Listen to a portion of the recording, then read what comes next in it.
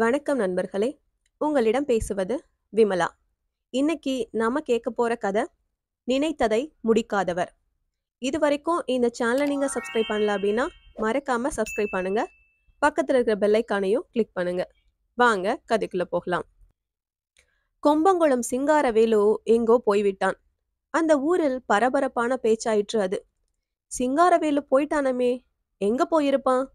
ஏன் ஊரை விட்டு சொல்லாமல் கொள்ளாமல் போனா? இப்படி பல கேள்விகள் பலராலும் ஒளிபரப்பப்பட்டன. சிங்காரவேலு கொம்பங்குளம் ஊரின் கவனிப்புக்குரிய முக்கிய புள்ளியாகத்தான் இருந்தான். ஊரார் எல்லோரும் இன்புற்றிருக்க எண்ணி செயல்புரிந்த பராபரமாகத்தான் வாழ்ந்தான். ஏன் அவன் இரவோடு இருளோடு ஓடிப்போக வேண்டும்? அதுதான் யாருக்கும் புரியவில்லை. பிள்ளையாண்டான் பிழைக்க தெரியாத பயலாக இருக்கிறானே. ஒழுங்கா ஏதாவது வேலை பார்த்து பணம் சம்பாதிச்சு உருப்படியாக வாழாமல் நாடகம் நடிப்புன்னு சொல்லி தானும் கெட்டு போறதோட ஊர் பிள்ளைகளையும் கெடுத்துக்கிட்டு இருக்கானே என்று சில பெருசுகள் குறை கூறி புலம்புவது வழக்கம்தான். இருந்தாலும் ஊரின் இளவட்டங்களுக்கு அவன்தான் லட்சிய ஹீரோ. சின்ன பையன்களுக்கு அண்ணாந்து பார்த்து வியந்து போற்றப்பட வேண்டிய ஒளிச்சுடர் அவன். எப்பவும் அவனை சுற்றி இளைஞர்கள் கூடியிருப்பார்கள். அவனை பார்க்கவும், அவன் ஏதாவது வேலை சொன்னால் உடனடியாக செய்து முடிக்கவும் சின்ன பையன்கள் காத்து நிற்பார்கள். சிங்காரவேலுவின் நாடக மோகம்தான் இதற்கெல்லாம் காரணம்.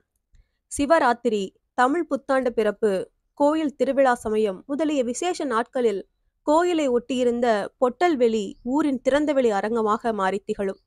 சிங்காரவேலுவின் இயக்கத்தில் சத்தியவான், மார்க்கண்டேயர், வள்ளி திருமணம் போன்ற நாடகங்கள் நடித்து காட்டப்படும். சில சமயம் சிங்காரவேலுவே சமூக நாடகம் என்று ஏதாவது எழுதி நண்பர்களை நடிக்க தயார் பண்ணுவதும் உண்டு. அவன்தான் ஹீரோ பார்ட். பெண் வேடங்களில் நடிப்பதற்கு தகுந்த பையன்களும் இருந்தார்கள். அவனுக்கும் அவன் நண்பர்களுக்கும் கொம்பங்குளம் ஊரில் மட்டுமின்றி பக்கத்து ஊர்களிலும் நல்ல பெயர் கிட்டியிருந்தது. அவன் நிரந்தரமாக நாடகக்குழு ஒன்று அமைத்து ஊர் ஊராக சென்று புகழ் சேர்க்க வேண்டும் என்று ஆசை வளர்த்தான். நண்பர்களும் தூபம் போட்டார்கள். அவ்வாறு நாடகங்கள் நடத்தி ஃபேமஸ் ஆனப்புறம் சினிமா உலகில் புகுந்து பிரகாசிக்க வேண்டும் என்றும் சிங்காரவேலு எண்ணம் வளர்த்தான். அது நடக்காமலா போகும் அண்ணாச்சி? எதுக்கும் ஒரு டைம் வரணும். நீங்க பிரமாதமா நடிக்கிறீங்க, அருமையா வசனம் பேசுறீங்க, நீங்களே கதை வசனம் எல்லாம் எழுதி ஜமாய்க்கிறீங்க. சினிமா துறையில நீங்க கண்டிப்பா ஒரு ஸ்டாராக ஜொலிப்பீங்க என்று அவனுடைய நண்பர்கள் குழையடித்து அவனது கிறக்கத்தை அதிகப்படுத்தி கொண்டிருந்தார்கள். அவன் ஒரு ஹீரோ போலவே நடந்து கொண்டான். தலைவாரி கொள்கிற ஸ்டைல், பார்வை எரிகிற தினுசு, நடக்கிற தோரணை, ட்ரெஸ் பண்ணி கொள்ளுகிற நேர்த்தி முதலிய அனைத்திலும் நாடக மேடைத்தனமும் சினிமாத்தனமும் மின்வெட்டின. ஊரில் அம்மன் கோவில் கொடை நடக்க திட்டமிடப்பட்டிருந்தது. அப்போது புதுசாக ஒரு நாடகம் நடிக்க வேண்டும் என்று சிங்காரவேலுவும் நண்பர்களும் உற்சாகமாக பேசி பொழுது போக்கினார்கள். கதை எப்படி எப்படி இருக்க வேண்டும், யார் யாருக்கு என்னென்ன வேடம் தருவது என்றெல்லாம் சர்ச்சித்து மகிழ்ந்தார்கள். அப்படிப்பட்ட சமயத்திலேதான் திடீரென்று சிங்காரவேலு காணாமல் போய்விட்டான். ஊரிலே பரபரப்பு இராதா பின்னே? அவன் தனிக்காட்டு ராஜா. அவனை தட்டி கேட்கவோ அடக்கி ஆக்கினைகள் செய்யவோ யாரும் கிடையாது. எனவே அவன் எவரிடமும் எதுவும் சொல்ல வேண்டிய தேவையும் இல்லை. போய்விட்டான். ஏன் போனான் என்றுதான் பெரியவர்களும் இளைஞர்களும் பையன்களும் குழம்பி தவித்தார்கள். தூத்துக்குடியில் முகாமிட்டிருந்த ஒரு நாடக கம்பெனியில் சேரப் போயிருப்பான் என்று சிலர் அபிப்பிராயப்பட்டார்கள். மதுரைக்கு போயிருக்கலாம் என்று அவன் நண்பர்கள் கருதினார்கள். சினிமாவில் சான்ஸ் தேடி மெட்ராஸுக்கே போயிருப்பான் என்று சொன்னவர்களும் இருந்தார்கள். இப்படியாக பேச்சு வளர்ந்தது. நாட்கள் ஓடின. போனவன் போனவன்தான். அவனை பற்றிய தகவல் எதுவும் தெரியவே இல்லை. காலம் ஓட ஓட அவன் போய்விட்ட விஷயமும் ஆரிய பழங்கஞ்சி ஆகியது. ஒதுக்கப்பட்டும் விட்டது. சிவராத்திரி, கோவில் திருவிழா, அம்மன் கொடை போன்ற விசேஷ சமயங்களில் யாராவது நினைவு கூர்வது உண்டு. சிங்காரவேலு இருந்தானா நல்ல நாடகமா ஏதாவது நடத்துவான். போயிட்டானே பாவி பைய, எங்க இருக்கானோ தெரியலையே. இப்படியா நம்ம மறந்து போவா? ஊர்க்காரர்கள் மனப்பூர்வமாக அவனை நினைக்கத்தான் செய்தார்கள். ஒருவர் மாற்றி ஒருவர் அவனை பற்றிய பூர்வ நினைவு எதையாவது ரசமாக சொல்வார்கள். எங்க இருந்தாலும் சரி, நல்லா இருக்கட்டும் என்பார் ஒருவர். பய கெட்டிக்காரன், ஏதாவது வழி பண்ணி தான் நினைத்ததை முடிச்சு முன்னுக்கு வந்திருப்பான். நமக்கு தான் அவனை பற்றிய சமாச்சாரம் எதுவும் தெரியல என்று ஒரு சமயம் பெரியவர் ஒருவர் குறிப்பிட்டார். அப்போது சிங்காரவேலு ஊரை விட்டு போய் 10, 12 வருடங்கள் ஆகியிருந்தது. திடீரென்று எதிர்பாராத விதத்தில் மீண்டும் அவன் அவ்வூராருக்கு பரபரப்பு செய்தியானான். அதற்கு உதவியவர் உள்ளூர் பெரிய பிள்ளை ஒருவர்தான். சிவபக்தரான அவர் அவ்வப்போது திருத்தல யாத்திரை போய் வருவது வழக்கம். 2, 3 வருடங்களுக்கு ஒரு முறை மதுரை, ராமேஸ்வரம், காசி என்று போய் வருவார்.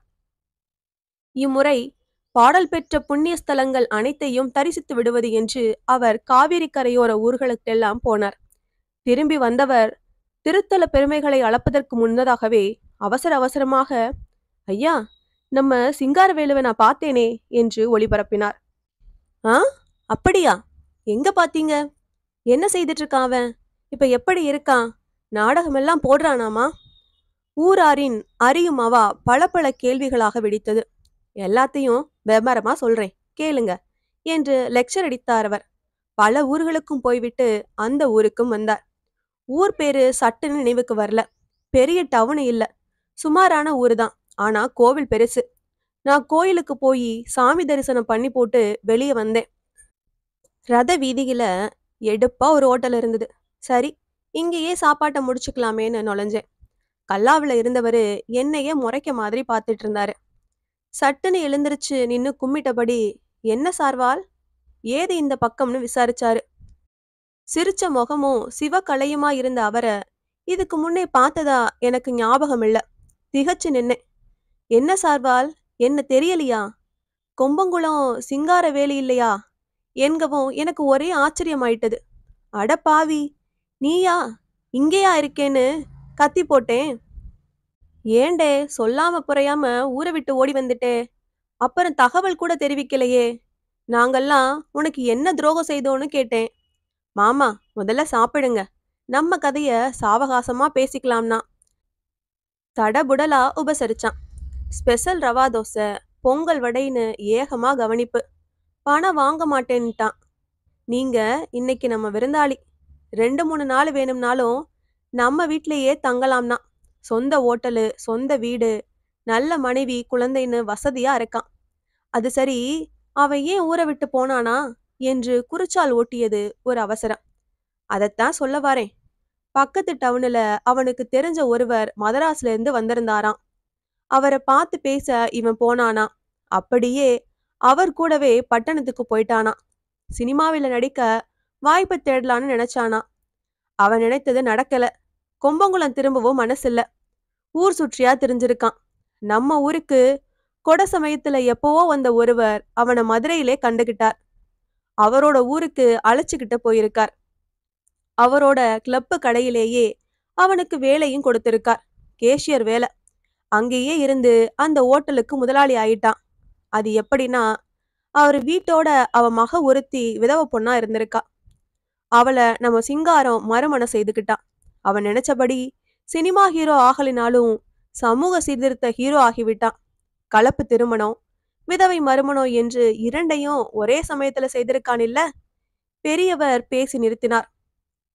சிங்காரவேலு நம்ம ஊரு பக்கம் வரமாட்டானாமா என்று கேட்டார் ஒருவர். அவங்கிட்ட கேட்டனே, சொன்னான். வரணுமாமா, நம்ம ஊரையும் நம்ம ஆட்களையும் மறக்க முடியுமா? எல்லோரும் என் கண்ணுக்குள்ளேயே நிக்கிறாக. எல்லோரையும் தேடத்தான் செய்யுது. ஒரு கொட சமயத்துல கட்டாயம் வருவேன்னு சொன்னான் என்றார் அவனை கண்டு வந்தவர். மடையன், ஒரு லெட்டராவது போட்டிருந்திருக்கலாம் என்று அழுத்து கொண்டான் சிங்காரத்தின் முன்னாள் சிநேகிதன் ஒருவன்.